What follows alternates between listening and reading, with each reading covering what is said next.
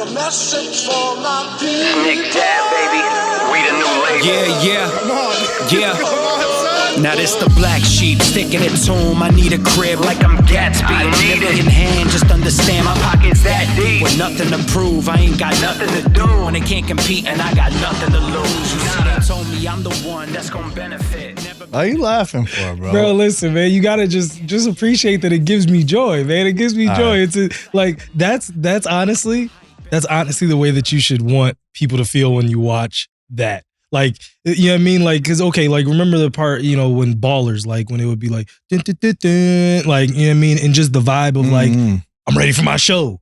You want people to, Nick jumping in the pool. Like, you know what I mean? You want them to have that feeling. So that's actually a good thing. If I stop feeling like that, then you'd be like, oh, something, I need to freshen it up. Like every time it makes me smile, that's a good thing, bro, because it's doing that for somebody else too.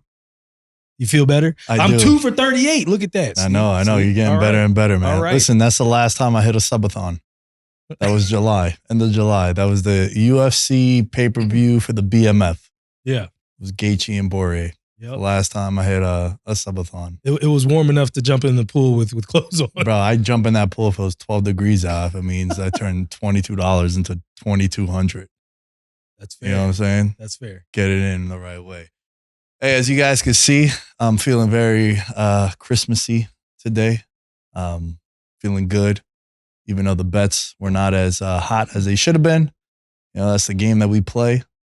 And we are joined by a very special guest, a guy who we connected through social media, as I'm sure like a lot of people connect with nowadays on social media. It's funny, I was talking about this the other day, how, you know, not too long ago, if I was to tell you that, yo, bro, a random ass car is going to come and pick you up with a dude you have no idea who he is, and they're going to take you to where you want to go, you'd be like, get the fuck out of here, bro. I'm not getting in that car. And now it's kind of the norm. And also like social media now, it's like, yo, how'd you meet? Social media. How'd you meet? Social media. How do you know him? Social media. I don't know. You don't know? I don't know him at all. But I do know this guy, and he's one of my favorite content creators, and it's dope to call him a friend. Matty Bets is in the building, baby. Let's go. Matty in the building. It's good, bro. Tables have been good. The fights were not very good. It was an entertaining night, but we got beat down this weekend. So I love how that's the first thing that he says immediately. Not even like, yo, it's good to see you, man. My team is going to smoke your team this weekend, as he is an Eagles fan, and my team always sucks when they play in Philly. It's the tables, bro. The tables didn't get you, though. tables been good this weekend, bro. What do you play? I don't think I've asked you. So I play, my favorite game has always been Ultimate Texas Hold'em. Okay. But I love some high limit blackjack. Like Ultimate Hold'em, like sometimes a little slow. Like you got all these people at the table, you're waiting for hands. Like blackjack, high limit blackjack, it's just a hand every 5 seconds. And I'm just, if I get on a heater, I play pretty aggressive. Like I'll let it ride a few hands, and then I get a few splits, a few double downs, and next thing you know, I'm like playing big. So I love high limit blackjack. Damn, what games do you like playing in a casino? You know I don't be betting like that. What was I good at when I actually played? Nah, just in general, bro. I mean, I was solid at craps for a moment. You know what I mean? Craps was like the only thing that I really got into, and was like, I could turn $20 into $400 in about 30 minutes and then like leave.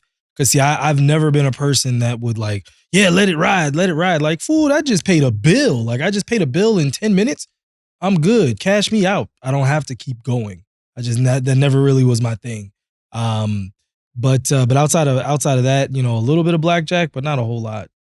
Craps is probably about as much I'd play. I never was into slots because that's just, it's a sad bit of business. Some people are good at it though, but like, yeah, that never was my thing. I don't know, bro. I don't think people are good at it. I think you just get lucky at the slots. No, some people have a system. Like literally. Oh God, this show just started, bro. Don't make me turn this shit off. Man, look, hey, I know you know some people that have a system where you're like, yo, how does he always win? It's like, well, you know, I put this much, they put a certain amount in, and then you wait. You know what I mean? Like if you, I don't know, it's their system. I just know that some people have a system that by and large works. If you think they always win, it's just because they're not telling you about the losses. Yeah. Yeah, it could be that. I think the only games, my favorite game when I go to a casino is Texas Hold'em. Okay. No, I think nothing beats it. I think it's the purest game at a casino. It's the only game where the house doesn't really get anything out of it. You know, if us three are at a table, I'm playing against your hand. I'm playing against your hand. I'm trying to take your money. That's fair. That's fair. It's peer to peer, and you're taking a rake. And I have a house game every week. I play Texas Hold'em, but I'm in Vegas or I go to a casino. I don't have the patience to sit down at a Hold'em table. And also, bro, it's my argument was always it's whack if you come out here with your boys for a weekend for you to really grind out playing Texas Hold'em. Yeah. It's isolating. You're going to be away from them for 7-8 hours. You guys are all partying and shit and raging. And if it's in the summertime, we got the pool parties. I don't want to leave the crew to go and play. I would do it like one time. My friends and I would always take the Sunday red eye to go back to New York. It was our favorite flight. We'd end up saving like $300 as opposed to leaving Sunday morning or Monday morning. Cause like, who likes taking the red eye? It was my go-to. So Sunday was my poker day. Okay. So our last day here, we've been here 4 or 5 days. I'm going to just play poker. I'm going to grind it out. I'll sit at a table. And every time I was coming, I was going to a different casino. Yeah. I wanted to, experience the vibe at different places. But besides that, you got dinner at this time. You got this pool party. You got this nightclub. You got to go to see these people before you know it. You can't be away from everybody. It's boring. Yeah. Whereas like craps is dope. I recommend everybody play craps. So you have a group of friends, go over there. It's the funnest game to play. Everyone's involved. It's similar to like roulette. Mm-hmm. But roulette, I got a strict one hit and go, bro. That's it. I'm one spin. I bet the number 10, and then I'll bet whatever the table is betting. I hate that guy that you're with, bro. That's like, say you have $500 on red, and I'm going to be over there and put $20 on black. You're like, nah, I'm not going to do it, dude. Even if I feel it, I was like, I'm going to chase it with Matty because I'm going to feel like an asshole. This kid just lost $500 and I'm celebrating doubling on my 20. It's like, I don't like being around those people, bro. I got $40. Have either of you guys, I know you've been in Vegas long enough now and sounds like you come to Vegas quite a bit. Have either of you heard the soul scream? Like where you can literally hear someone's soul leave their body because they lost so much money? Like where that hurt somebody? I mean, I've experienced it firsthand. Yeah, that's not good, man. And you went back. Like, listen, I've heard someone like scream from like the inner part of their being, and it's like they might have messed around and lost their house. Like literally messed it up. I don't know about the screaming, but I've seen people just have that look in them where like, yo, you got banged up this. Yeah. I've been there. Hey, listen, I've been there. It's happened to me too. I was just telling the guys before we started recording 2 weeks ago, bro. It's never happened to me in all the years I've been betting. I've never had a bad UFC and NFL week. It's usually if I do shitty in UFC or if like I lose a couple $100, like NFL will carry me, but maybe break me to even or, as opposed to minus 800 weekend, it's a minus 200 weekend, which I'll take, in that scenario. Matty, when I tell you, bro, week 13, I had like come to Jesus moment. I was like, I don't know if I want to do this shit anymore, dude, because I got throttled in both the UFC and NFL. I went we went 1-4 in Circa. We went like 1-7 in plays that I gave out and like games I bet. I think I went like 0-7 on anytime touchdowns. I'm talking about like guys weren't even getting red zone looks, like not even close. And then UFC, I think it was the Sean Brady card. The only bet I hit was Sean Brady money line and Sean Brady by submission. And I really was like, yo, bro. Bro, I feel your pain because I got crushed that card. The only bet that saved me is I had the round 3 sub on Sean Brady. Nice. I sprinkled round 2, 3. So I hit the round 3 one. I think it was like 16-1. But I was getting crushed up until that point. And then that brought me like completely back. Yo, and you put a lot of time and effort into your content because I know like from talking to you and also seeing like you'll do your like pre-shoots and then you'll be posting about like, oh, about to record, about to do all this. And, you're in the content space too, bro. Like, and one of the reasons why I tail a lot of your picks, or if I don't tail them, I'm like, all right, we're seeing eye to eye. Mm-hmm. Or there's been times where us two don't agree on a pick, which is going to happen. Yeah. And we'll kind of like piggyback off on another. It's so devastating when you put all that time in to the research and then shit don't go your way. Like that's the thing. Like, yeah, obviously you want to win money. You want to be doing well for your content. But like also it's like, bro, I just spent like 20 hours on this shit and researching offensive line, defensive line matchups and how well a guy does in the second and third round of fights. And then when it doesn't go that way or when you're completely off, it's like, fuck, bro. Do you feel that way too? 100%. I mean, I start the beginning of the week with UFC. I spend the entire week on it. I have 2 shows every week. And it sucks, especially when like the flukest shit ever happens. Like guys come out and get starched in the first round, like after never being finished. And like, just the craziest shit. And then the biggest thing that drives me crazy right now in the UFC, I don't know how you guys feel about this, but guys that go out there to just not get finished versus trying to come back and win when they're down. I had Sonya Dawn a couple weeks ago, round 3, 4, 5 finish.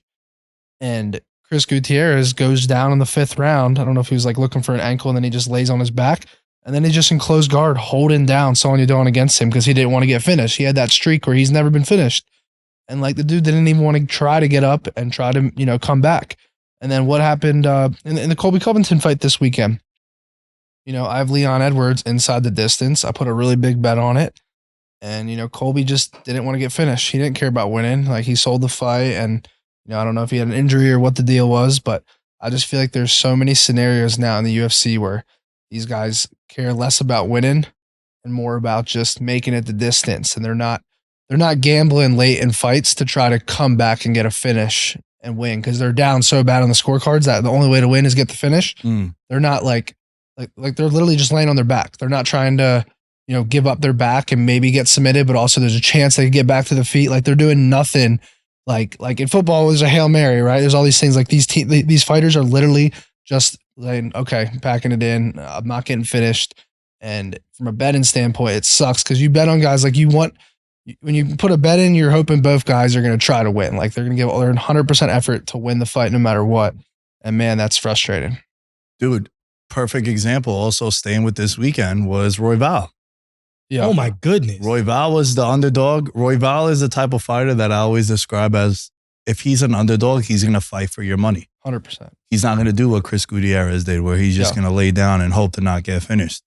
Where, round 5, he won round 5 and like he was actively trying to put Pantoja away. Yeah. And to your point, those are the kind of fighters that I think become fan favorites because the fans realize it too. Those are the fighters that you gravitate to because they're going to fight until the end. They're not just going to be down and it's like, bro, it's not my night. Yeah, it's not my night. And like, Leon's a prime example of that, dude. Like Leon he's champion because of it. He's champion because of it because he easily could have just like packed it up, bro. Because it was 4-0. It was 4-0 at that point. Like that fight was over. When he was fighting Usman, yeah. And it was cruising until that last minute where he throws a head kick. So yeah, dude, it is pretty frustrating. I would say like to play devil's advocate, I think a lot of times why they do that is I don't know if fighters are delusional and maybe they don't think that they're down, right? Like you have a guy like Colby, for example, who I think the Colby Covington thing ran its course. I think he pissed off a lot of people this week. And there's a guy who has pissed off a lot of people throughout his career, but he pissed off his own fans. That's what I was going to say. Yeah, I think his own people are starting to lose. Yeah. They're turning their back on him. I kind of I never wish injury on someone, but I hope a report comes out that he was hurt going into the fight to justify how he fought. Because it was weird. It was the same thing I said when Izzy fought Strickland, how I was hoping Izzy. Something was wrong. Yeah, he had a torn calf or something just to justify it because it was so weird. Like Covington, antics aside, he was a really exciting fighter because he pushed the pace. Like that was the big advantage he had over Leon. And then nothing, bro. There's 2 rounds, no takedown. Yeah, just weird. There were some reports that actually the scuffle with Masvidal when Masvidal ran up on him in Miami actually may have caused a brain injury. And so that's kind of been out there. I've been seeing that over the last couple of days. Well, I also think that's why he got the title shot because he dropped the charges with Jorge. I've heard a lot of things on that. And I think the brain injury thing was more, to me, the brain, and I don't know any of this for sure, but my gut says the brain injury thing was just, just trying to gain leverage on a lawsuit, and he's just trying to get as much money from it as possible. And the attorney doing attorney things. I mean, do you really think a professional fighter just gets a quick brain injury from that scuffle? Well, no. I mean, it was supposedly a sucker punch or didn't see it coming, and because he was hurt. That's true. He was hurt, and then Jorge wasn't hurt. Yeah. So it's somebody got snuffed.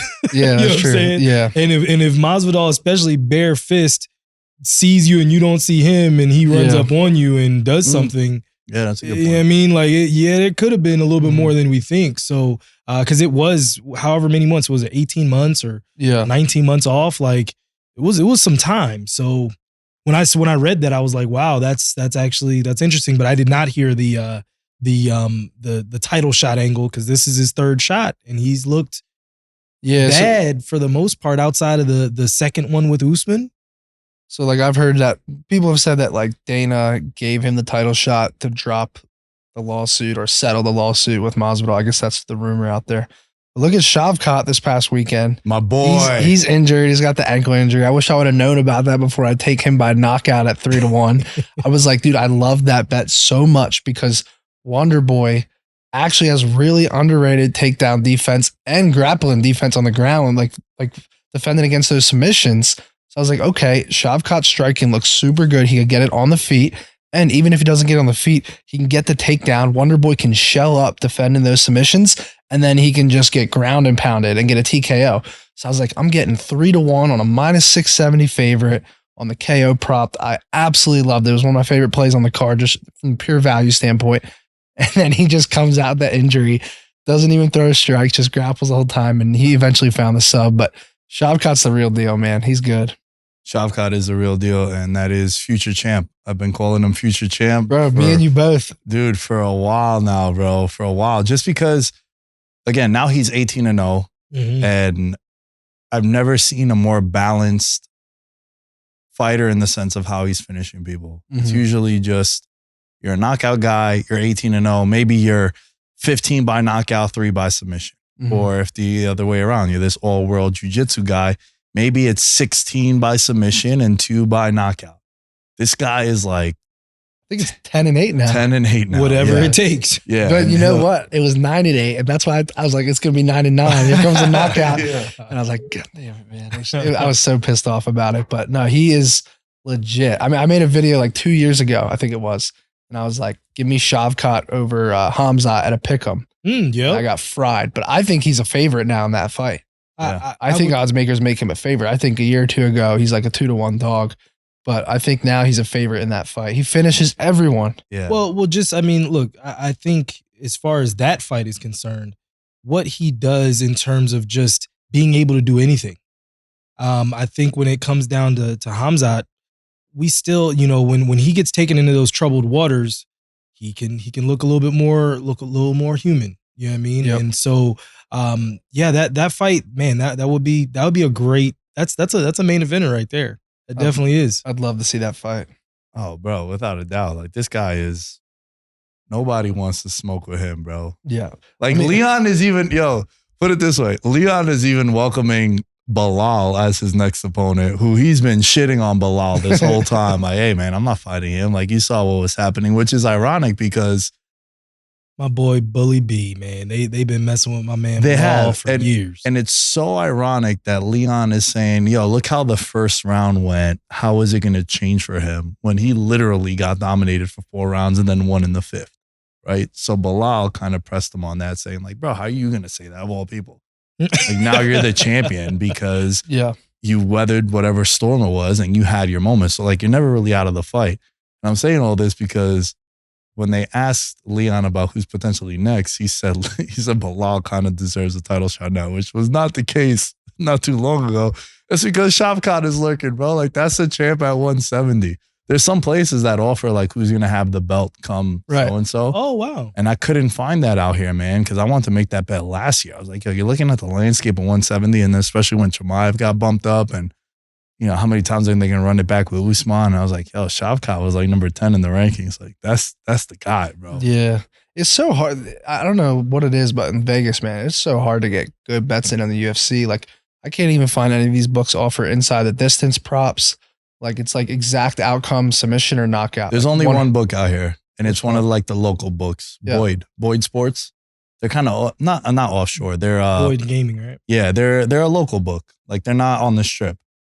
And that was the one that I hit you up on Twitter. I was like, bro, text me. Like, I'll be able to find these for you. Yeah. And it's my biggest complaint about Vegas. I would have lost either way because I had. So here's the crazy thing, right?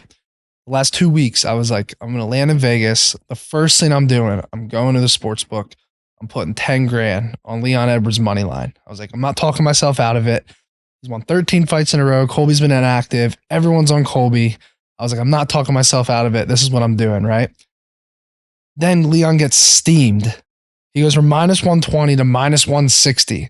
So now I'm like, okay, I'm going to it's just not as attractive to me anymore, right? And so I still, in hindsight, I should have just put a little more on it to win 10K or something and just took Leon money line. And so then instead, I took a submission long shot on him, which he had 2 crazy close attempts. I was freaking out, bro. At Circa, 2K to win 37K, Leon by sub. Oh my God. It was this close. Yeah, the ninja choke. That's called the ninja choke. It's one of my favorite chokes to make. It's like you don't need nothing else. It's kind of like no arm in, nothing. It's pretty deadly. And it happens a lot to wrestlers, which is how you catch them on the single. Like you get even Dais out of that too, which is one of my favorites on wrestlers. Bro, I love taking these sub props against wrestlers. He loves talking about submissions. Like he gets this little glint in his eye. It's like, I don't know if you catch it over there, but that's why he starts smiling at me because I'm like, best, I see it, man. My favorite shit. Subathon, I hit 4 of them. I will ask both of you guys, since you guys bet so much and you know so many of the folks out there bet as well, do you even consider yourself up or down, or do you just have bankroll versus like living money? Like what do you, because you over here making $2,000 bets. You ain't playing around. You taking these bets serious. Yeah, no, I mean I have an individual bankroll for sports betting. So which you should, yeah. Yeah, you have to. I mean, like if you're a casual bettor, it's okay to like, you know, if you mix it and do whatever, but like I have to like set a separate account aside for like just sports betting, and I try to like track everything and do it the right way. But yeah. I mean the swings in this sport are crazy, you know, like I'm 2 seconds away from, you know, a 17-1 cash. And then, you know, Colby rolls out of that sub. And then like Ulanbekov, like I love, like you saying, I love betting these submission props against wrestlers. That was the one good bet I hit on the card this weekend. I had Ulanbekov by sub against Cody Durden and that cash, but I love taking these sub props. But I want to ask your opinion on this because I really believe the best bet in MMA today in general, just like in the NFL, it feels like the under, right? It's just the best bet. In the UFC, I think the best bet right now is the over. Like just generally speaking, the over of the UFC is like the under of the NFL. And then I think the worst bet is the submission prop. Because every time you take a submission prop, the craziest shit happens. Like literally the craziest shit happens, bro. Like a TKO happens because he gets out of it, and then you start elbowing on the ground. Or, you know, the time runs out at the end of the round. Just the craziest shit. So the subathons, I know, like that has to take years off your life with the stress levels. The amount of times, bro. Listen, I'm a 2-stripe blue belt, and I do my thing in no gi, and you know, I've had some really good moments, and I feel as for a hobbyist and someone that does a podcast for a living, I'm pretty good at jiu-jitsu. Not Joe Rogan, but you're getting there. Yeah, I say all that to say there are many times when guys or girls have submissions on, and I'm like, that's like some 1-stripe white belt shit, bro. Like, get the sub when I've bet. Yeah. To your point, though, I think the best bet is a bet that you've told me about. Betting the TKO on the submission guy you put me on to.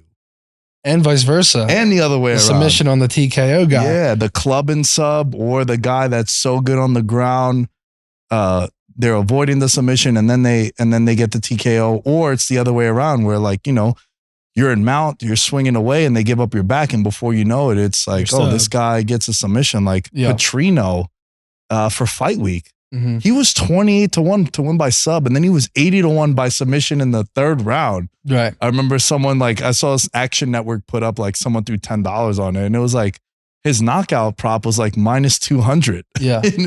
Yeah. That's where all the value is you do that. I mean, like I had Jordan Levitt by knockout. That was 17-1. Paul Craig round 2 knockout, 39-1.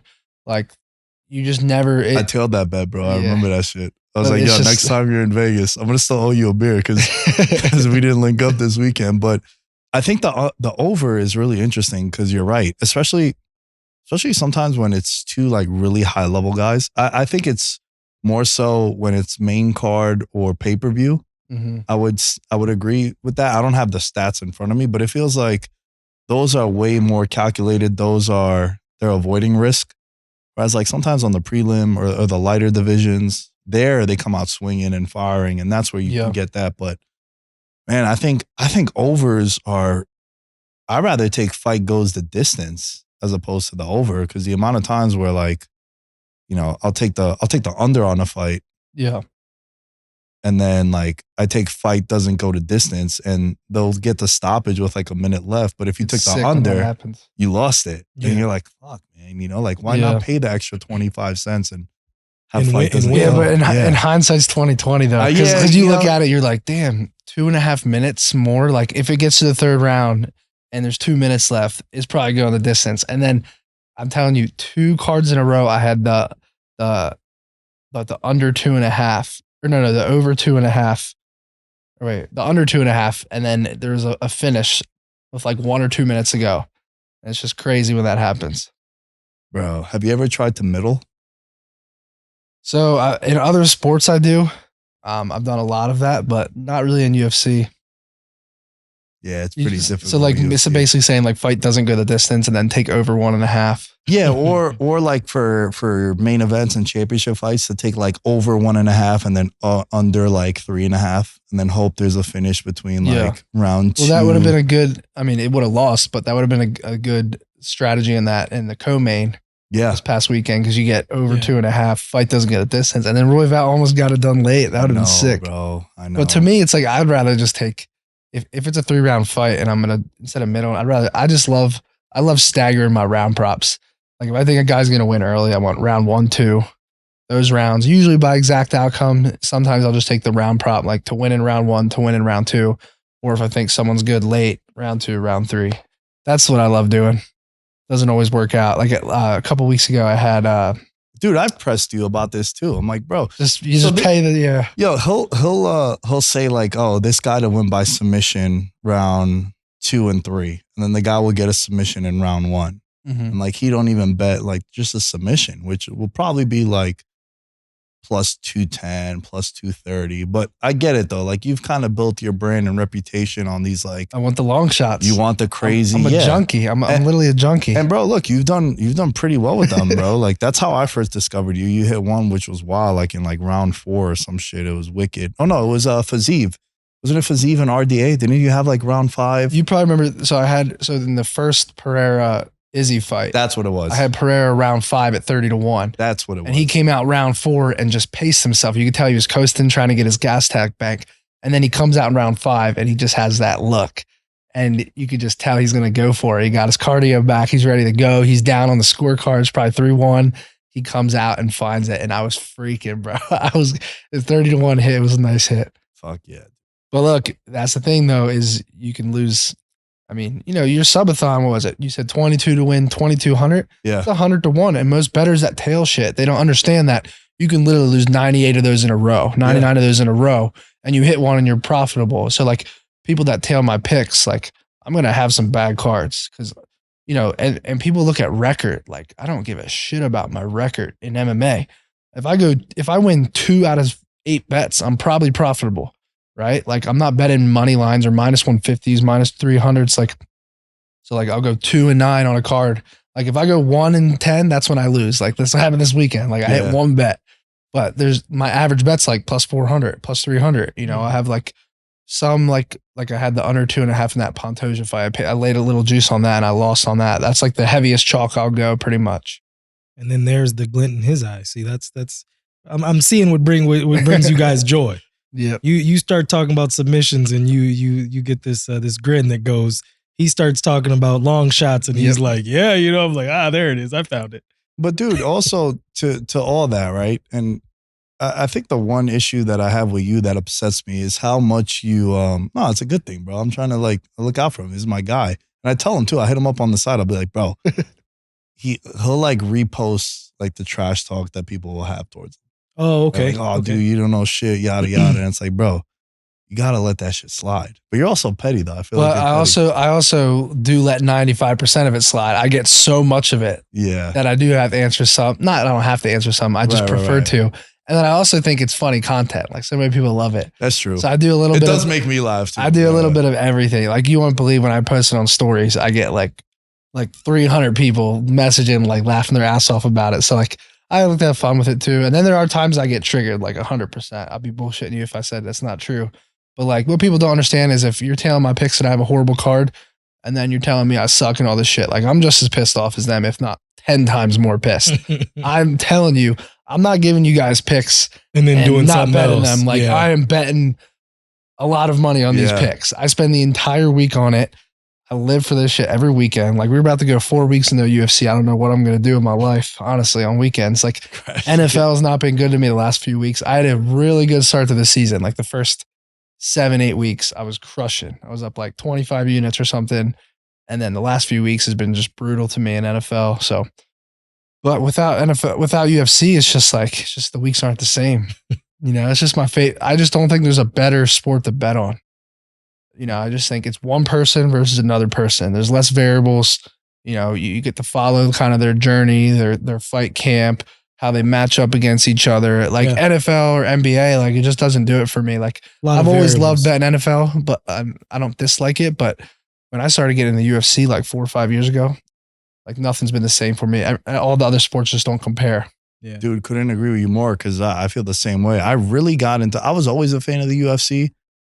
And then when Jared Gordon, my buddy Jared, he got into the UFC, that's when we started watching everything. Like before that, we were watching just the pay-per-view. Dude, I just ran into him at LA Fitness the other day in Boca Raton. Yeah, he lives down there. I'm supposed to. Oh, yeah. I used to live in Boca. Okay, I live there now. You live in Boca? I live in Boca. My studio's in Delray Beach. Oh, you mean real Boca. My bad. What'd you think? I thought he was talking about Boca Raton on the strip. That's on me. I'll ease out. I'll excuse myself. You know how you were talking about the glow on his face with the long shot parlays and the submissions? You heard Boca. It was the stupidity. It was the stupidity for me. Okay, that's fair. I'll take that. That sounds about right. Yeah. But once he got into the UFC, that's where we started watching every fight. Like we were doing scouting, and it'd be funny. We'll hit him up and be like, "Yo, you got to watch out for this guy." He's like, "Hey man, I appreciate it, but we got a whole team that kind of does that for me, just like fucking around." But then from there, it turned into something where you're right, man. There's so many different ways guys could win. Yeah. So many different ways that you could bet on it. You could find a great edge. Like you said before, like with Shavkat, right? Mm-hmm. Something I always tell about people. I'm not putting minus 675 in a bet. Like I'm not laying the juice for that. It's not worth it. But by finish, he was minus 180. Yeah. By knockout 3-1, by submission plus 120. Like that's how I would bet it. And if he happens to win a decision, so be it. 8 times out of 10 he wins by stoppage? Well, in his case, 100 out of 100. Yeah. But if it happens, it's just a bad beat. But I'd rather do that and try to find the value and try to find the edges, especially when someone has such a big advantage somewhere. I'd rather do that. And if it goes the distance, so be it. It's just a battle. Well, imagine paying the minus 670. And then even after you win your bet, finding out that dude was injured going into the fight. That was a serious injury. You saw a picture of his ankle? Yeah. Like, oh no, I didn't see that. Shavkat was hurt? Mm-hmm. It was like his ankle was like literally like a tennis ball. Oh wow. Like so that's why when he fought, he just went right in for the grappling. Yeah. Because Shavkat likes to stand and bang for a bit. Like he's not gonna just like I was expecting like an all-out war in that first round. I thought he was gonna stand and bang with Wonder Boy.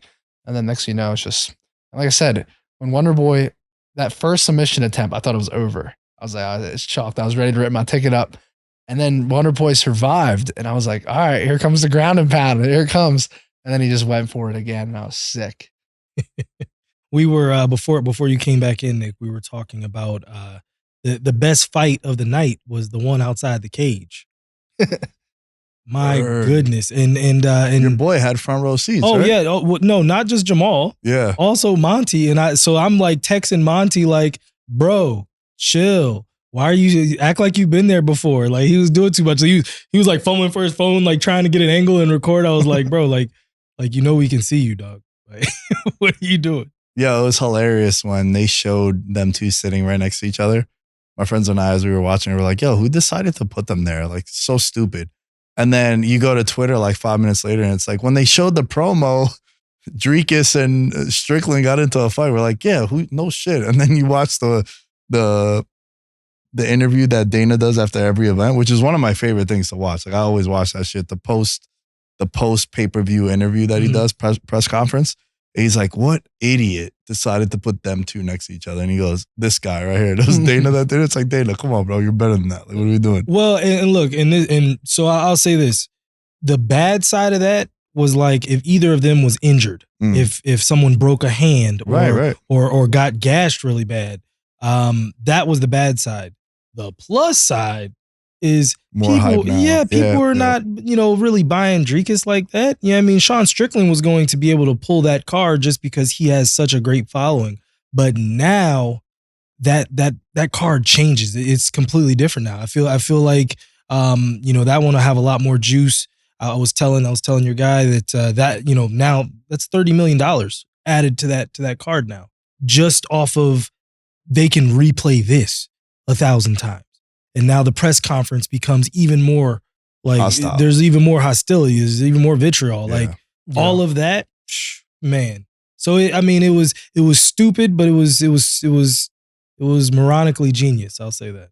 Yeah, Duplessis. So when I bet the Robert Whittaker Duplessis fight, I went to that fight live, and I'll tell you a story. Basically, what happened.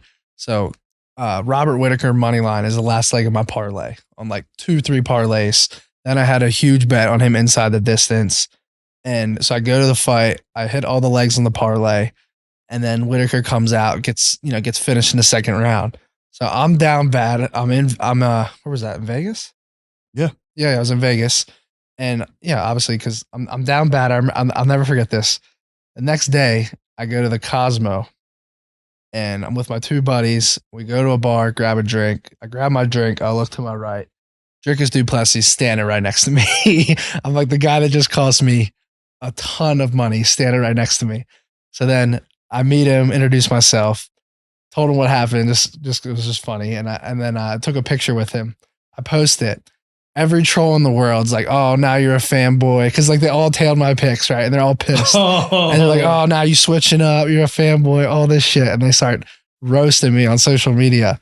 But he was the nicest guy in the world, offered to take a picture, talk for a couple minutes. Really good dude. But then I'm surprised because like I didn't see him stooping to like a lower level here. Like I get that these fighters want to sell the fight and talk shit, but like you're telling Sean Strickland about his dad beating him growing up. Like you can just tell Sean Strickland that shit affected him. And that's what I want to ask you guys. Like what's too far for you in your opinion? Because we see all this shit right now with trash talking and, obviously Colby Covington took it too far. I think 99% of people would agree with that, but it's getting crazy in this sport right now. I mean, look, I think there's certain elements when we were talking about Izzy versus Duplessis, talking about he's not a real African. There's some truth there. You know what I'm saying? Like trash talk to a certain extent, I think is always good. Obviously anytime it's black versus white or once you start changing nationalities, there's always going to be a little bit of gray there where it's like, hey, a little racial. But you shouldn't talk about someone's trauma. You shouldn't, that's like saying somebody was in the military and, oh, you got shot at or you got a bad leg or what, I don't, if that happened, like things like that, you should never talk. You shouldn't bring those things into it. Mm-hmm. You can talk about everything else, but when you start talking about people's families or their family history, that's too far, in my opinion. Yeah. Unless you're funny. Conor did a lot of stuff that was like, ooh, but it was funny. Like if you ain't funny and you just trying, it comes off a little different. I just think like family, religion, especially like the Muslim community. Yeah. Oh yeah. No, like nothing. Khabib. Like that don't fly with them. It shouldn't. Just like no one would be like, oh, you're a bad Christian. Like, like that's something that no one's throwing out there. Right. So why are you feeling like it's okay to throw it out about someone that's Muslim? It's weird, man. It's a weird conversation because I feel as if there are certain lines to cross, but then again, it's also like subjective because one thing that I might say to you might not offend you as much as it offends him. And then the other way around, yeah, sure. Using myself as an example, I can't think of anything that like would trigger me that much. Really? Yeah. I'm the same way. I'm also very like passive, so I would probably be like, all right, bet, when I see you Saturday, we're going to find out like what Khabib did, right? Yeah. Khabib got on top of Conor. He's like, let's talk now. Yeah. Let's talk now. He's like that's dope, right? Because when you do the cutoff and you put the promo package of Conor talking about his religion and his wife and his kids and all that stuff and his boy, like, Ali Delaziz and all that and like his camp. And then it cuts to, it becomes funny then what you said about like the comedy. Cause then it's like, what's up, brother? Let's talk now. Yeah. He's fucking beating the shit out of him. And then you get the Conor cut back Where after I think round 3 he goes, it's just business. Right. It's just business. And he's like, nah, bro, it's not. This is, you cross that line. And I think family, religion, people's wives, I think that's where it kind of crosses the line for me, where I would be like, it kind of makes sense. The stuff with Ian Gary's wife, that's crazy. Like, I've met his wife. Dude, she's really nice. Ian Gary, like, it's crazy that he pulled out of that fight too. And then if you go to his Instagram, even before this week, like all the comments were taken out. Yeah. And look, people, there are people, right? Like, I always thought, this is also coming from the same guy that says Malice at the Palace is one of my favorite sporting events of all time. And I think it should be played back at every single sporting event. Like, listen, some people, when you call them a bitch or you punk ass bitch and all this shit and you bring up someone's wife, they're going to jump into the crowd and slap the shit out of you. Yeah. And there are some people that shit don't fly with. Yeah. Like, it's not okay. It's not okay, man. Like, nah, it's not. Steven Jackson, to this day, anytime I see him, we talk about that. And the way he jumped in that stance, that was when I knew he was a hood dude. Because he wasn't getting in there playing games. Like, like how some people, like, you throw a punch and it's more or less just to get somebody off you or whatever. Yeah. Like, he came in and swung from here and full on connected. Like, oh yeah, that's still I think all NBA players, all athletes in general, enjoyed that one swing more than anybody else in history, because that dude caught a lot of fury. Fuck yeah, and rightfully so, bro. Rightfully so. All right, I want to do a ad read quick before we move on and talk some NFL. Let me ask Matty actually first before we get into the ad read, because I know I've asked you in the past. What's your dream place to go visit if you had to pick one? Like for just a travel to? Yeah, vacation, a sporting event, a casino.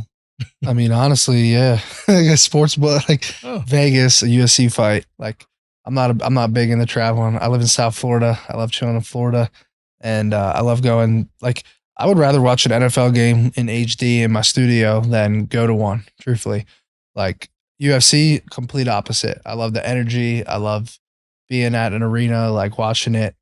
But Matty, you're ruining the ad read.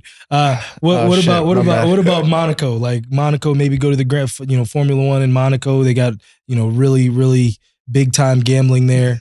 Trying to help you out. Let's do it. Yeah, Monaco. All right, cool. Thank you, Josh, for the save. I didn't pick up on that. No, not at all. Not at all. Let's sit at the crib. Well, for those of you that do want to travel, unlike Matty, check out Fly Me Out. They scout and curate trips to some of the world's most exciting locations. Those who join only need to purchase their slot, and they take care of everything else from logistics to activities. It's a phenomenal way to network and meet the top achievers and innovators in various industries, and in some cases, your industry. And for legends of the show that listen, do you ever feel the urge to break away and discover the world with a like-minded tribe? Let me introduce you to Fly Me Out, the premier social travel club. Imagine if LinkedIn, Airbnb, and Raya had a travel-loving baby. Whether you're looking to network with professionals on a beach or bond with creatives in the heart of a city, Fly Me Out has got you covered. Download the app called Fly Me Out. You're going to use the code VM1 for expedited application review, and a couple of destinations will be fulfilling for a guy like Matty, who just wants to go and gamble and degen like the rest of us. They're coming out to Vegas. They'll be in Miami. They're going to Atlantic City. They're going to many places. And in some cases, you can actually coordinate where you would want to go if you become a leader in the tribe. The app is called Fly Me Out, VM1 for expedited application review. I do like what he mentioned, though. I'm not a fan of going to football games in person. You crazy. I think the TV product is really dope. When you have like a man cave set up like he has, if you see his man cave, you'll be like, oh yeah, it makes sense, bro. You got mad TVs and shit and all that. I'll tell you the other side. Okay, tell me. So the other side is this. When you're at the stadium and you really are following the game and you know what the flags are. Like, where the flag was thrown. Because there's certain things, when you're watching on TV, even though it's so dialed in, I can't see the whole field. So I don't know where this flag came out. You just see the little yellow icon on the screen that says flag. And you're praying that maybe it was this on the other team or whatever. But when you're at the game and football is like, that was in the area of holding. That's in the secondary. That's over here. So if you're actually an educated fan, you can go to the game and be like, yo, Listen, there's nothing better. Listen, I'm the American fan. There's nothing better than going, period. Now, granted, I have gone to thousands of games at this point, and I do like to experience a game a certain way. I'm not going to be upstairs. So for the fans that are upstairs, I feel bad for you, and I apologize, and I pray God blesses you and gets you downstairs. But for me, I'd rather go. Like, I wanted to go to the game yesterday. Thank God I did not go because we played like absolute horseshit. But I did want to go. Rams -6.5, baby. Oh, that was you plays. horrible. You know what I'm saying? That was one of my plays. You scorpion woman. By the way, my birds are up 10-0 right now. Yeah? Who scored a touchdown? Jalen Hurts, rushing touchdown. Jalen's playing. Yeah, he's going Michael Jordan flu game. Flu game. Does he have one of the gangrene 12s? He was decked out in all Jordan. I got to see what shoes he has on, because if I go in there and he's got some black and green 12s on, I'll be like, he knew what time it was. Yeah. that was good work. Yo, Matty, let me ask you something, man, because I made this bet last week, and I made it only because the odds of it jumped out to me. It was on the last Monday show. Puka Nacua was 25-1 to win Offensive Rookie of the Year. He still is. I bet it today. Yeah, 20-1 in some places, yeah. But 25-1 we could say consensus. CJ Stroud didn't play last week. They ended up winning anyway. He's like minus 10,000, right? So like $10,000 to win you 100 is so it's basically a lock that it's CJ Stroud. Do you ever make bets because you feel like the line is just completely wrong? Like, I don't think the line should be what it is now. Because, like, what happens if CJ don't play again the rest of the year? Yeah. And, like, there is a path for Puka and the Rams to make the playoffs. And he already has over 1,000 yards, but, like, he could get 100 receptions, 1,300 yards. I believe he has 84 catches. The record is 104. For rookies? Yeah, for the all-time rookie catch record is 104. I don't think he gets to the rookie receiving mark just because he's still a couple hundred back, and just the way things have been trending, he hasn't been getting 100-yard games. But if he can have like one more, 8 or 9 reception game, but he does need some more touchdowns. He only has 4. I talked about it earlier on my show. He only has 4 touchdowns right now. Yeah. So if he can get maybe 2, maybe 3 more touchdowns, he's definitely got a case. For sure. I like it. Just imagine if he can just have one like crazy game. Yeah. Like a hat trick, like 100 yards, 3 TD, like something crazy. Yes. And all of a sudden it's live, So I think it's a good sprinkle. We actually talked about this in the UFC. Remember on the last time I was here, you're like, you ever bet something that you think's gonna lose, but it's just a good number? Like, we do that all the time on fighters. Yeah. Like, you're just like, hey, there's no way Sean Strickland beats Israel Adesanya, but there's also no way he should be plus 500. And I bet Sean Strickland. And I didn't think it was going to win. I really didn't. But I was like, I'm taking it because there's no chance that Izzy should be minus 700 over this guy. Yeah. Yeah. And so I bet it. So I think it's the same concept, just on a larger scale here with the odds, but I like it. I'm probably going to go put it in right when we get off this show. Also, in respect to Sean Strickland, he had worked so hard to get to that moment. Yeah. You know what I'm saying? Like, sure. Sometimes, there's still the human element of things where it's like, yeah, he might be outmanned, outmatched, whatever, but this is my man's life. Like, he's put everything into this moment, never had a real look at it, never really had a real shot. Yeah. It's a good bet. That's a great bet. That's Izzy a good emotional bet. Izzy, on the other hand, was coming off of fights where Alex Pereira was his entire world, and he got up for those fights. Yeah. And then he was fatigued. He had fought how many times in the last 2 years? Yes. And then Sean Strickland, on the other hand, is just a gym rat. Like, he's always grinding, always. That's all he does. Yep. And I just looked at it like, hey, it's a huge number. Crazier shit has happened. And I took him. And look, he's coming off 5 catches for 50 yards against the Commanders. And the rest of their schedule is they play the Saints on Thursday, which I think will be helpful because it'll be a primetime game. Yep. So if he could go out there and get 6 catches for 100 yards, he's already top 10 all time in receiving yards for a rookie. He is Jalen Waddle.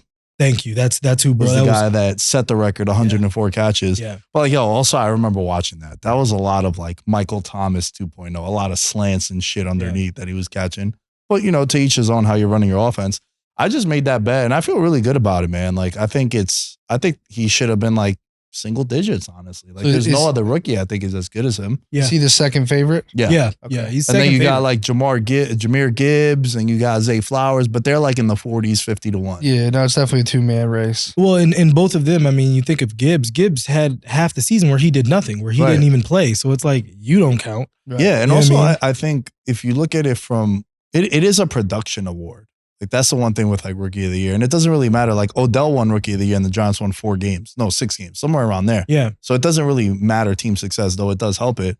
Like bro, Cooper Kupp wasn't there in the beginning, and this dude was catching 10, 11 passes, Yes. and getting all these targets, and now that team I think is a serious threat. Like dude, one of my favorite bets of the year was the Rams plus 7.5 last week against Baltimore. I love that bet. Dude, if I have, this is almost, I talk about this being like an auto play, right? Like a system bet, whatever you want to call it. But if I have a good offense with a really good quarterback getting 7.5 or more, I'm going to take it. Yeah. Yeah. That money line should have cashed too. I was Yeah. on Rams and the money. I had the points, Yeah. which we won that, but like they should have won that game too. And I Ram- think a lot of that is because now they got Cooper Kupp, they got Puka. Their right? They're defense looks solid. Yeah. If Akello Witherspoon could ever hold on to a pick, Yeah. they could be very dangerous. Bend but don't break. And Kieran Williams is a running back that they Yeah. like to feed. And the a lot tight of fumbles. ends. A lot of fumbles yesterday. Yeah, Demarcus Robinson too is like scoring touchdowns for Yeah. them. Tutu Atwell, like they got some pieces, yo. Like I've been talking about the Rams. Like, look, they got the Saints this week, and then they go to the Giants, and then they close out against the Niners. Who knows if San Fran has already locked up the 1 seed? If they want to rest anybody, we don't know. And I just think that the path is there for Puka, and I think this team is going to be a problem, man. Come playoff time, like this is going to be a team that you're an Eagles fan. If you got to play the Rams, I think there's a lot of other teams you would want to play. If we don't win our division, which I think we now much more likely. Yeah, win you guys tonight, should probably yeah. be okay. Yeah. But if we didn't, I was like, I want to go to New Orleans. I think that's an easy game for us. Oh yeah, Yeah. for sure. You know, so You guys are beat up on But, the Saints. yeah, for I mean, sure. look, I think Eagles or Niners, whoever wins the NFC wins the Super Bowl. That's my prediction. I just know Dallas will blow it at some point in the postseason, and I look at Dallas and the Ravens the same way. They Yep. can do well in the regular season. They can look great, but I just feel like they're going to blow it in the postseason. Who do you have in the? I'll ask Nick this behind you. Who do you have in the Super Bowl now? So preseason, I said Eagles, Dolphins. As of right now, I mean, as a biased Eagles fan, I want to say Eagles, but I think the Niners just having Brock Purdy on like $1 million salary, I think is like a cheat code. You know, they have so much talent around him. So like gun to my head, I'd probably go 49ers, but I do think, you know, we could win at San Fran, just like we could beat them at home. Yeah. So in the AFC, I still lean Kansas City. I know it's crazy because like they just feel like everyone feels like they've dropped off, but like I just like their defense, and I feel like, you know, Mahomes and Kelsey, and I just feel like they'll figure out a way to get it done in the postseason. I actually think they have a great chance of getting back to the Super Bowl just because like their defense is better than it usually is. Yeah. And they just have to figure it out offensively. The one challenge I do have with them is that you just don't feel the explosiveness out of them anymore. Yes. And that's why I love the under in their games. Like, cause they can move the ball, but they're not like, he's not throwing 80-yard bombs to Tyreek Hill anymore, you know, and then their defense is locking people up. So, Yeah. But I still think Kansas City, I know Baltimore's not going to make it. I know they're going to blow it. Yeah. So I have to lean Kansas City. I think Miami's could do it. It's tough though. What do you think? What do you think, Nick? No love for the 7-1-6 in Buffalo, huh? Is that who you got? You're riding with the Bills? Listen, yeah, man, I mean, I should have bet Dear them a Buffalo. couple weeks ago. I Dear did. Buffalo. I You did. did? The Dear Buffalo. I got them 50-1 for the Super Bowl, 25-1 for AFC, and I hedged it with them to make the playoffs at plus 320. It was before they played the Niners. What are they, like even money now to yeah, make the playoffs? yeah, pretty much. And I mean, impressive. you're looking at their schedule. They got the Chargers this week. They got New England at home, They're coming right. off a loss to New England. Revenge Yeah. game. And then they close out against Miami. They're going to go 3-0. I think they're not losing out until they get to the Super Bowl. That's my strongest stance. I think that, and this is a team that I was off on. Yeah. But again, going back to what you said, it's betting numbers, not teams. And you look at the path, you're like, yo, if they can get through this Niners game. Sorry, not the Niners. It was the Chiefs game. It was before the Chiefs game. Yes. I bet the Bengals before the Niners. That's why I have PTSD and I remember the Niners. Wait, did you take them before they beat the Chiefs? I made that bet before they played the Chiefs. Oh, Yeah. you had to love that last play of the Yeah. game. I had a two-unit play on the Chiefs, and I was fuming. I almost broke my TV. I love that. You know why I love that even more? And he has his hand over his head because I tried to tell everybody. Yeah. As a New York Giants fan, I saw this guy. You're going into your season and he's your wide receiver 1 or 2. It's going to be a problem. Yeah. The talent that you saw it in the Super Bowl, the talent, amazing. Mm-hmm. Game changer. Can alter the momentum in one play. However, he'll have that one game where, dude, the year that Trayvon Diggs had all those interceptions, he went into Dallas and had him like in a blender. Mm-hmm. And he had like 8 catches for like 110, 120 yards, whatever it was. The problem with him has been the problem with him from day one.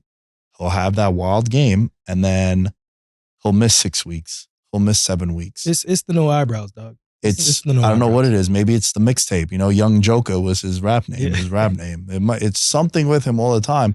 And I think to what you're saying with the Chiefs, the concern I have with them, even though their defense is better, I think if it's not Kelsey making plays, there's no one else that like Rice is coming along a lot, but I think that there's no one there that he could go to on like a 3rd and 7 other than Kelsey. And now what you're seeing teams do is, we're putting 3 guys on Kelsey. 3 guys. Miami did that when they played in Germany. Yeah. Dude, I remember the Chiefs got the ball back with like 3 minutes. I'm like, bro, there's no way Miami's getting this ball back again. Like, no shot. Like, the game is over. Ends up being like a 3rd and 7. They dead ass put 3 guys on Kelsey. Yeah. And he just threw it away. It's like no one else could get open. No one else knows how to maneuver in that offense other than Kelsey. And it's always been the case. Like, the reason why the Chiefs were so deadly all those years was because you couldn't stop both of them. Yeah. Right? And then when both of them would have those 100-yard games, it's like, bro, you're going to lose by 20. Yeah. And I don't think Kansas City has that now. And I think, if Buffalo does go on this run, James Cook might be like not the MVP of the team, but you know how like fans of teams will be like, yo, bro. That's my guy. But the most important guy on the team was so-and-so, right? Yeah. Like with the Giants fans in 2011, like Eli had 8 fourth-quarter comebacks that year, but like the guy was Victor Cruz. Yeah. It's like, that was the Victor Cruz year. That's what it's known as. Like, where it's like Eli Manning was the guy pulling the strings. And I could see James Cook being that guy. Dude, he's like top 5 in the league in scrimmage yards. I had no idea until they were showing the graphic yesterday. Really? I never would have guessed. Yeah, no, that's fair because there's no narrative behind him. Yeah. I mean, look, for me. So that's from the AFC, and in the NFC, I think. Oh yeah, you still have to give. If it's their best, the Niners' best is better than everyone, and we've seen that. Yeah. And no one has more impressive wins this year than San Francisco. Yeah. I think whoever wins NFC wins it. Yeah. The Chiefs, I just think. You're trusting the pedigree, which is not a bad. No. Yeah. I'll say this, and look, my thing is this year has been so weird. You know what I mean? Like, because we've talked about talk of the town all season. Like, it was, the talk of the town, and then immediately. You know who was the talk of the town last week? Who? Dallas. Yes, they were. Dude, you're so right on that. And beat the completely. Eagles. I saw that clip you put out, went crazy on that Yeah. because it's the truth. And completely, the case, bro. completely fell apart.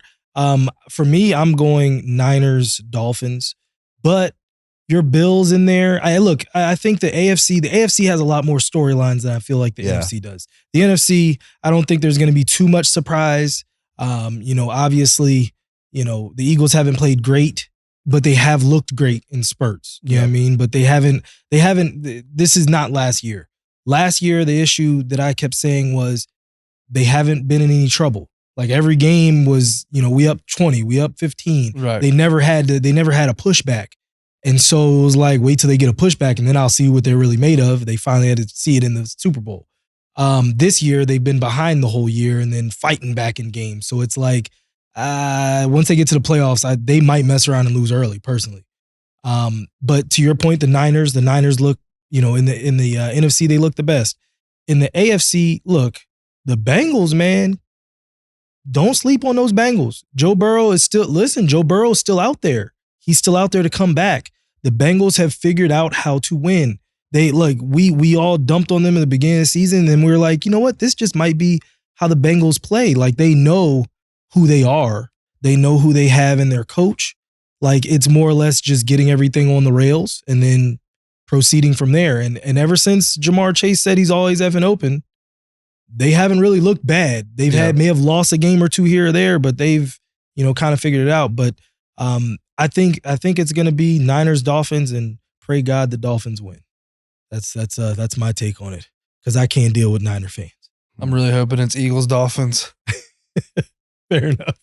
I think Burrow's out for the year, bro. I think I thought he was possible to come back for the playoffs, because I thought it was like a 6-week injury. I think that was Aaron Rodgers. Everything reported is that he's out for the year. I wish that was the case, because I had some Bengals futures that I took at really big numbers, and they were my preseason bets. So that's like $900 out the window, because I ain't getting behind Jake Browning the way you are. He's solid, bro. He is, and you know what?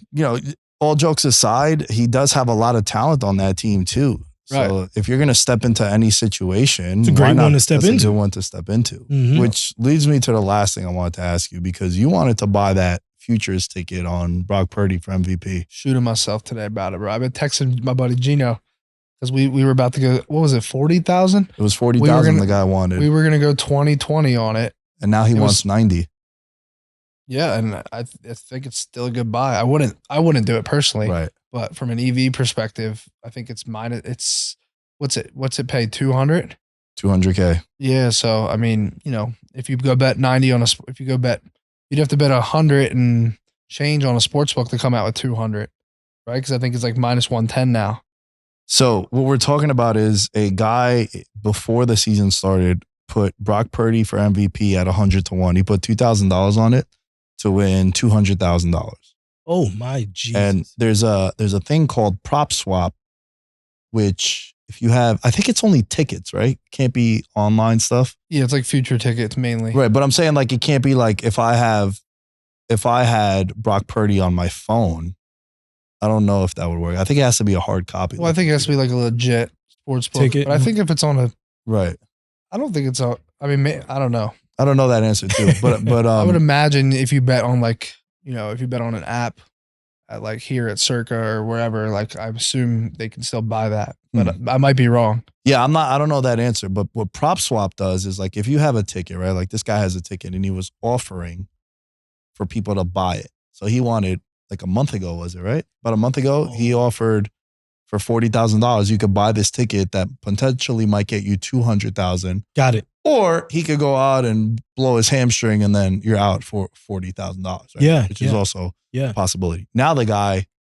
got offered $90,000. Yes, he did. So someone offered him or he's asking for it? Yeah. Better with this ticket, just got offered $90K on prop swap and he turned it down because now he's a 2-1 favorite to win MVP. Is he 2-1 or minus 110? Minus 190, minus 200. Oh, wow. Yeah, so 90 is a terrible number then. Yeah, terrible number. Ooh. So my question to you guys, he's the MVP favorite right now, though I still don't agree. I think McCaffrey is the MVP of that team. Yeah. I'm also holding up 50-1 on McCaffrey, so I'm hoping that that's the case. And I like that Brock gave the cosign that like, yo, it should be He's the better player. Yeah. He's the better player, right? Okay. My question to you is, I think this is the greatest contract any team has ever had on their books in the history of the sport. He is making, Brock Purdy that is, $890,000 this year. Yeah.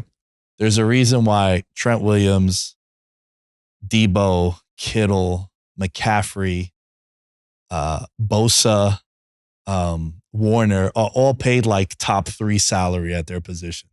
It's a cheat code. It's a cheat code. That's why I'm scared for my Eagles, because I'm a realist. Like I see that's a cheat code. There is not a better contract than his in the sense of what he's able to do for this team. And guess what?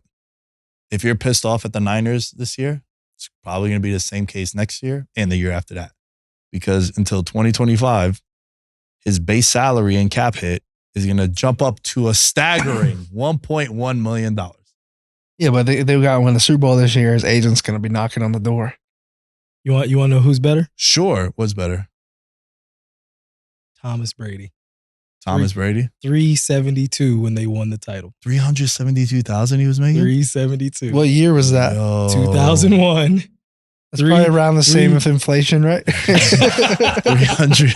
This was during the Bush years. You're right. That might be fair. That 372 might have traveled a little bit. How crazy is that though, bro? To find like a talent like that, or even Brock, right? Like, say what you want about him. I think it's a really cool story that he's from Mr. Irrelevant to now MVP. 2 years. Dude, we can't say we've seen that. So one of my buddies hit me up and he fried me because for the entirety of doing veterans minimum, I've always said like, there's something about the second year for a quarterback that I want to always bet on the guy in the second year. Like I can tell you now, guaranteed, and remember this clip, the most heavily wagered guy to win MVP next year is going to be CJ Stroud. Right. Like 100%. He already was like creeping in the MVP race around week 8. Yeah. And then year 2 and the Texans are the team to watch because it's always going to happen, right? So, like, he'll probably be like 15 to 1 to win MVP. And you'll be like, nah, I can't make that bet. But it's just that it's the second year. And this is Brock Purdy year 2. My friend was like, bro, why didn't we bet it? He's like, you literally always talk about this. And we've bet some worse guys. Like, we've bet Zach Wilson in year 2. We've bet Justin Fields in year 2. Like, we're always betting guys in year 2 because Mahomes won it in year 2. Lamar won it in year 2. Carson Wentz was in year 2. He didn't win MVP because he got hurt. Yeah, but he was like minus 400 before that Rams game. I talk about that shit all the time. Yeah. And I just think Brock Purdy, man, like the way he's playing. How'd you miss that one? Wait, was Jalen year 2 or year 3 when? No, it was year 3. Year 3 because I had him. I had Eagles Super Bowl and Jalen 20 to 1 and 25 to 1. Patrick Mahomes cost me both those tickets. Because remember year one he was kind of in and out with Carson Wentz. Year 2 was when they were like just run the ball. Yeah, there was no throwing. Year 3, but it was basically like his year 2, kind of. So it was his second year starting. Yeah, that's true. So it fits the narrative. So he was right there. Do you think he's the MVP? Jalen or Brock? Brock. I think he'll win it. I don't think he is that. I don't think he's the most valuable player to his team. But the reality is the most valuable player to their team doesn't always win it. It's usually like one of the best players on the best teams that wins it. But I don't think he should be. But no, I do think he'll win it because that's why I told Gino last week. I was like, dude, we need to buy this ticket. Like, and we're like literally texting all day about it. Like, I can't believe we didn't buy it. I wish it wasn't like that. I wish it wasn't just, oh, we're the number 1 seed, and so this guy's getting the MVP. You know what I mean? Like, it's so rare when you get a Russell Westbrook that gets the MVP as the 8th seed.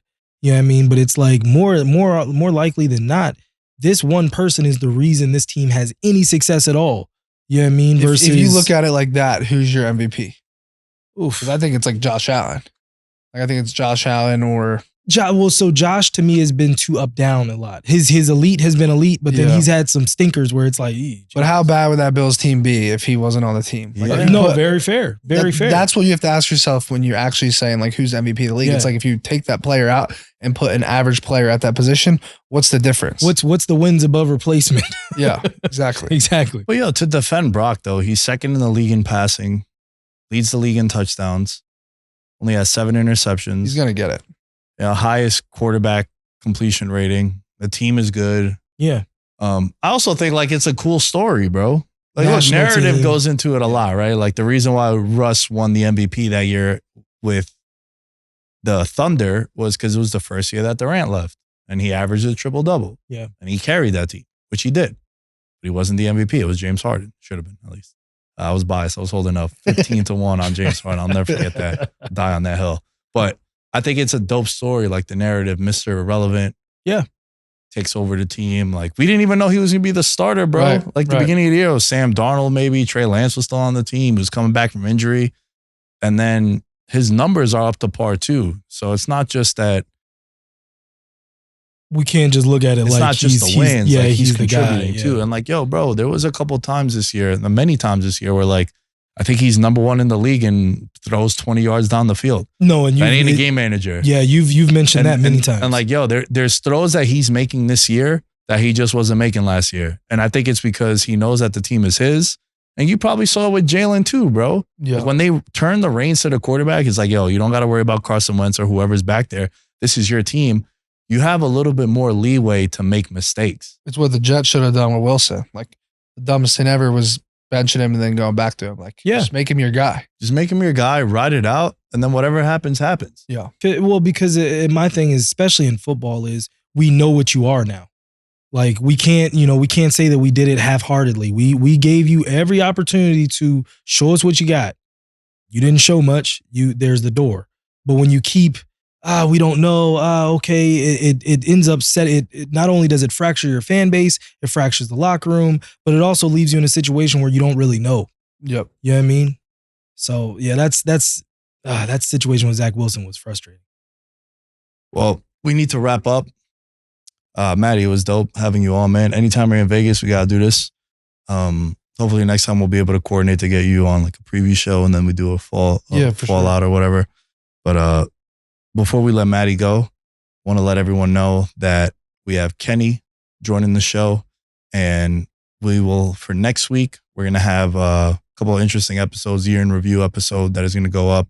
So I'm excited for that. That'll be up on Patreon later this week. So patreon.com/veteransminimum. Before we continue with the show, though, Matty, let the people know where they can find you and all the dope shit that you're working on. Yeah, it's just Matty Bets pretty much everywhere. So it's MattyBets, 2 S's. Pretty much everywhere. X, Facebook, Instagram, TikTok, YouTube. And yeah, I do UFC, NFL, NBA. I do a lot of player props and picks and just gambling content in general.